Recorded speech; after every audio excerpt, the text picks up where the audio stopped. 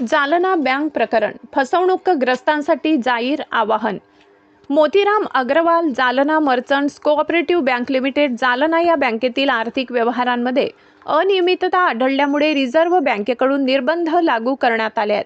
परिणामी बँकेच्या सर्व शाखा अचानक बंद झाल्याने सामान्य खातेदारांची मोठ्या प्रमाणात फसवणूक झाल्याचे समोर आले आहे।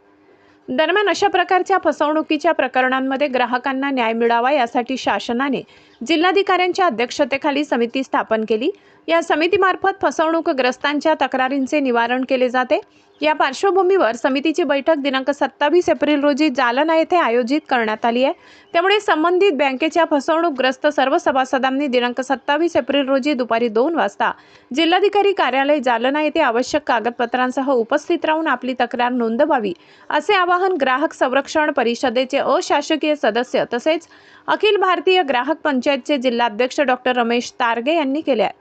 त्याचबरोबर बँकेच्या संचालक मंडळाने सभासदांचा विश्वास परत मिळवण्यासाठी तातडीने पुढाकार घेऊन पुढील 2 दिवसात बँकेच्या सर्व 12 शाखा बंद करून रिझर्व्ह बँकेच्या नियमानुसार व्यवहार सुरू करावेत, अशी मागणी करण्यात आली।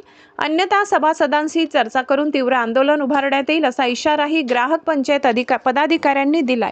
ही भूमिका बँकेचे ज्येष्ठ संचालक सुभाषचंद्र देविदान यांच्याशी आंबड येथे झालेल्या बैठकीत मांडण्यात आली। यावेळी बँकेचे मोठे ठेवीदार तसेच काही पतसंस्थांचे पदाधिकारी उपस्थित होते। माधव न्यूज महाराष्ट्र, संपादक सुरेश पोटे। इतकंच अशा आणखी महत्त्वाच्या बातम्या पाहण्यासाठी आमच्या सोबत जोडलेले रहा। आमचा व्हिडिओ लाईक, शेअर आणि चॅनल सबस्क्राइब करायला विसरू नका। धन्यवाद।